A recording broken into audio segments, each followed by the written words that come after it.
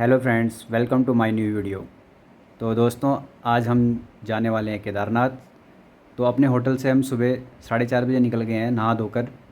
तो हमारा जो होटल है वो सोनप्रयाग पार्किंग से 2 किलोमीटर ऊपर है। तो हमने अपनी स्कूटी वहीं पर पार्क करके अपना सामान भी, जो बाकी का सामान था, वहीं रख के हम सोनप्रयाग पहुंच चुके हैं। तो हमने क्या है, अपना रजिस्ट्रेशन कल ही स्कैन करवा दिया था, तो हम सीधे शॉर्टकट लेके आगे आ गए हैं। तो हमें काफ़ी वेट करना पड़ा वहाँ पे टैक्सी के लिए। फाइनली हम यहाँ आ गए हैं गौरीकुंड। गौरीकुंड में भीड़ ज़्यादा थी, तो हम आधा किलोमीटर पीछे ही उतर गए। हमने सोचा इतना हम पैदल ही चल देते हैं। तो ये आपको दिख रही है मंदाकिनी नदी, तो देखने में बहुत सुंदर लग रही है। ये है गौरीकुंड। तो भाई आप देख सकते हो इसका हाल। पहले मैंने सोचा यहाँ पे नहा धो के जाएंगे, लेकिन यहाँ पे तो लोग कपड़े धो रहे हैं, नहाना तो बहुत दूर की बात, बहुत बुरा हाल है। तो हमने ऐसे ही गौरीकुंड के दर्शन करके हम जा रहे हैं अभी केदारनाथ की तरफ। और ये है मंदाकिनी नदी, हमने बहुत पास से जो वीडियो ली थी। तो गौरी माँ के हमने दर्शन कर लिए हैं, गौरी कुंड भी दर्शन कर लिया है। अब हम आगे जा रहे हैं केदारनाथ की तरफ।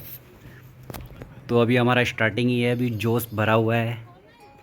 देखते हैं आगे क्या हालत होती है। तो देखिए रास्ते में बहुत बुरा हाल है, घोड़े कचरों की वजह से बहुत ज़्यादा बुरा हाल है। देखने में तो बहुत अच्छा लग रहा है, लेकिन घोड़े खच्चर आगे चलने ही नहीं दे रहे हैं बिल्कुल भी। ऊपर से भी आ रहे हैं, नीचे से भी आ रहे हैं। तो ये पहुंच गए हम चिरवासा। यहाँ पर एक भैरव मंदिर है, जहाँ पे हमने माथा टेका, पंडित जी से आशीर्वाद लिया। और पंडित जी अपनी साइड के ही हैं, उनसे हमारी बातचीत हुई, उनकी वीडियो नहीं बना पाया मैं। तो ये देखिए एक छोटा सा झरना मिला है देखने में। ये जितना देखने में सुंदर लगते हैं, बरसात में ये उतने ही ख़तरनाक हो जाते हैं। ये जो दूसरी तरफ पहाड़ियाँ हैं, उधर के व्यू हैं। हम जिस साइड चल रहे हैं उसके अपोजिट साइड के व्यू हैं, जो छोटे छोटे झरने दिखाई दे रहे हैं। तो अभी हम जंगल चट्टी पहुंचने वाले हैं। जंगल चट्टी पहुंचने पर हमने किया ब्रेकफास्ट, आलू पराठा विद चाय। और ये भीमबली से पहले एक झरना पड़ रहा है ये बीच में। देखिए ये झरना बहुत ही सुंदर है। आप सब लोगों ने इसकी वीडियोस देखी होगी। इसी झरने के पास बारिश के टाइम पे बहुत ज़्यादा पानी आया था, तो यहाँ पे कुछ लोगों की डेथ भी हो गई थी, जिसकी वजह से यात्रा भी रोकनी पड़ी थी। अभी देखो, देखने में तो इतना सुंदर लग रहा है, जब हमने देखा था उसके बाद वो इंसिडेंट हुआ था। तो अभी तो देखिए कितना अच्छा लग रहा है देखने में। मैंने यहाँ पे थोड़े वीडियोस भी क्लिक किए हैं अलग से, कितना सुंदर लग रहा है। तो दोस्तों, केदारनाथ आने से पहले मुझे मालूम नहीं था, मैं फ़र्स्ट टाइम आया हूँ। तो यहाँ पे जो घोड़े घोड़े खच्चरों का जो हाल है वो देख के बहुत बुरा लगता है। तो अगर मैं कभी इस लायक हुआ कि मैं यात्रा नहीं कर पाऊँगा, तो मैं नहीं करूँगा, दूर से ही आशीर्वाद ले लूँगा। क्योंकि घोड़े खच्चरों पे जो यहाँ अत्याचार हो रहा है ना, उसको देखते हुए तो आप नहीं आओ तो बेटर है। अगर आप खुद नहीं चढ़ सकते हो तो आप दूसरे के भरोसे मत आइए, मेरा ये मानना है। बाकी आप लोगों की इच्छा, आप आ सकते हैं। तो हम भीमबली से आगे पहुंच गए हैं अभी। ये देखिए छोटे छोटे झरने, ये जो पानी गिर रहा है, और यही पानी जो छोटा सा थोड़ा सा आपको दिख रहा है, ये बरसात में जब बारिश होती है ना, ये भयानक नाले की तरह आता है। ये नीचे दिख रही है आपको मंदाकिनी नदी। हम पहुंच गए हैं रामबाड़ा के पास। मंदाकिनी नदी का फ़्लो देखिए, वाह, अद्भुत, सच में अद्भुत।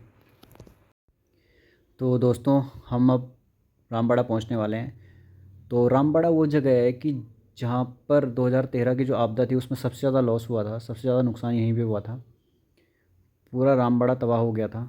तो यहाँ पे पहले होटल्स, रुकने की जगह थी, तो लोग यहाँ पे ज़्यादा रुकते थे पहले, तो वो सब बर्बाद हो गया। अभी यहाँ पे दोबारा बना ही नहीं पाए हैं।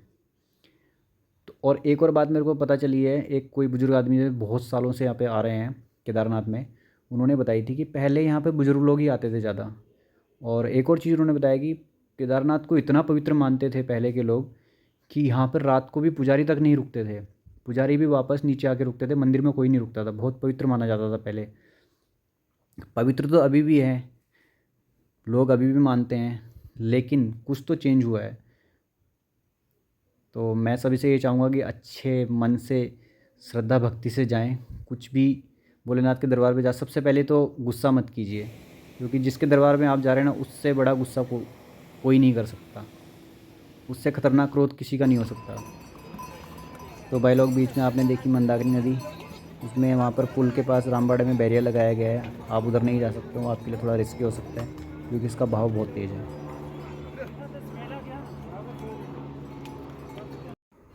तो ये देखिए धीरे धीरे हम बढ़ते हुए केदारनाथ की तरफ। तो केदारनाथ वैसे आपको अपने आप ही चढ़ना चाहिए, लेकिन अगर आप नहीं आ पा रहे हो तो आप पालकी से और घोड़े खच्चर से भी आ सकते हैं। तो घोड़े एक साइड का आई थिंक चार्ज करते हैं 2,500 से 3,000 रुपये ऊपर चढ़ने का, और नीचे उतरने का थोड़ा कम है। ऐसी पालकी का भी ऊपर नीचे का कुछ 4,000 to 5,000 या 6,000 के अराउंड है। आप उसके ज़रिए यहाँ पे जा सकते हैं। और वैसे अभी गवर्नमेंट ने एक नया प्रोजेक्ट लाया है रोपवे का, तो आने वाले कुछ सालों में शायद रोपवे प्रोजेक्ट बन जाएगा तो और ईजी हो जाएगा। एक और चीज़ जो मुझे ख़राब लगी यहाँ पे, कि अगर आप जवान हो, आप चल सकते हो, तो आप पैदल क्यों नहीं जा रहे हो। इतने जवान लोग भी मैंने देखा खच्चरों पे जा रहे हैं। तो हमारे अगर यूथ का ये हाल है तो बाकी औरों को क्या होगा। तो दोस्तों हम पहुँच चुके हैं लिंचोली। देखो ऊपर पूरी बर्फ़ ढकी पड़ी है।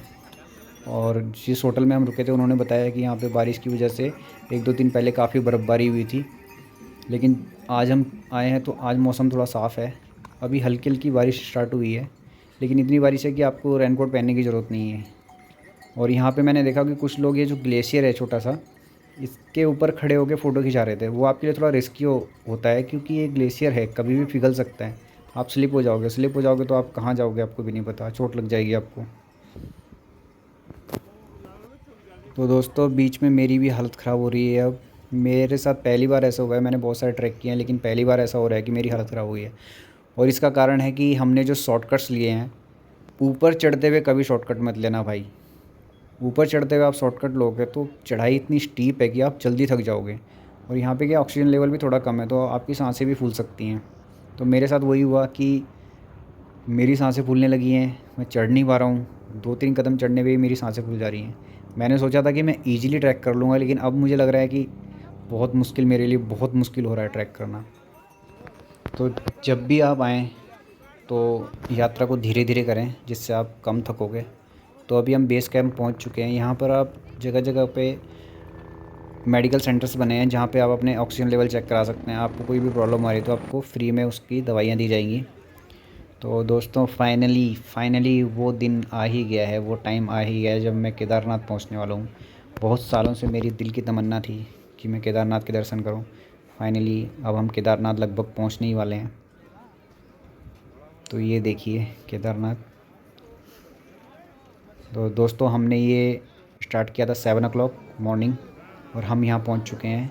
अभी टाइम हो रहा है 1:43, जो 2:30 बज गए हैं। हमने लगभग 7.5 घंटे में यात्रा पूरी की है।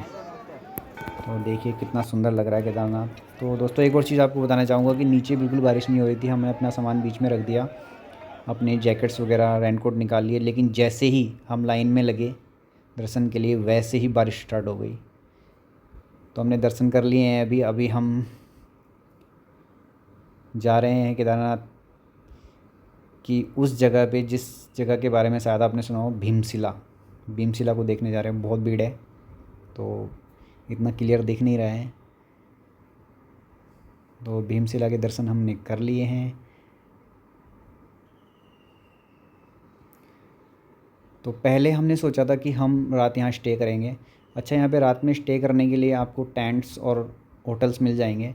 टेंट्स का जो किराया है अराउंड 300 to 500 पर हेड है, और होटल डिफरेंट है, आपको 2,000 से लेके 4,000 तक पर बेड के हिसाब से वहाँ पे चार्ज करते हैं वो लोग। तो हमने पहले होटल के लिए बात की थी, लेकिन अभी हमने 2:30 बजे हम पहुँचे, 3:30 बजे तक हमने दर्शन कर लिए थे। तो हमने सोचा कि यहाँ पे बारिश ज़्यादा हो रही है, ऊपर से बर्फ़ भी पड़ रही है थोड़ा थोड़ा, तो मौसम ज़्यादा ख़राब ना हो जाए। तो हमने सोचा कि अभी हम 3:30 बज रहे हैं, हम क्यों ना नीचे चलें। तो मैंने अपने होटल वालों को फ़ोन कर दिया है, जिनके पास मैं कल रुका था, कि भैया हम आ रहे हैं, आप हमें सोनप्रयाग में लेने के लिए आ जाना। क्योंकि हमने जो अपनी स्कूटी थी वो अपने होटल में ही मैंने पार्क किया है, हमारा सामान भी उधर ही रखा है। तो अभी हमने प्लान किया है कि हम वापस चलेंगे।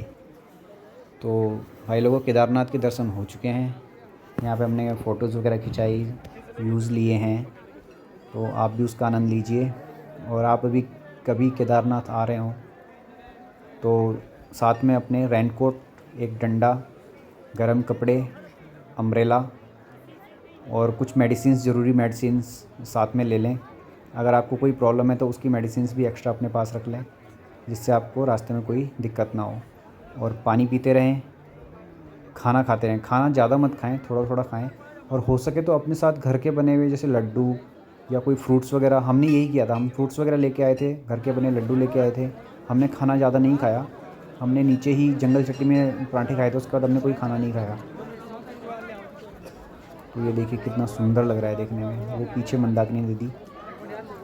तो दोस्तों अब हम वापसी की तैयारी कर रहे हैं, ये व्यूज़ लेते हुए हम वापस जा रहे हैं।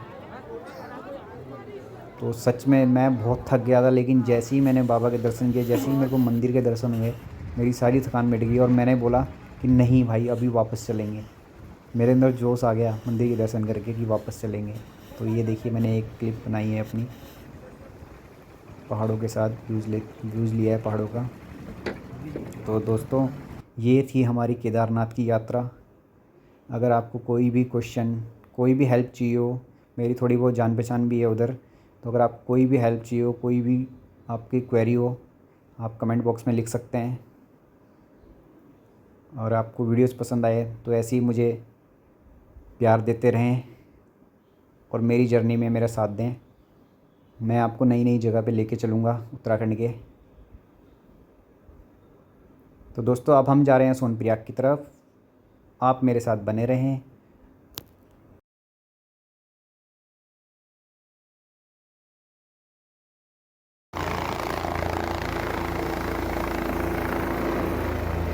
तब तक के लिए टाटा बाय बाय। वीडियो पसंद आए तो लाइक शेयर और सब्सक्राइब कीजिए। तब तक के लिए जय हिंद, जय भारत, जय उत्तराखंड।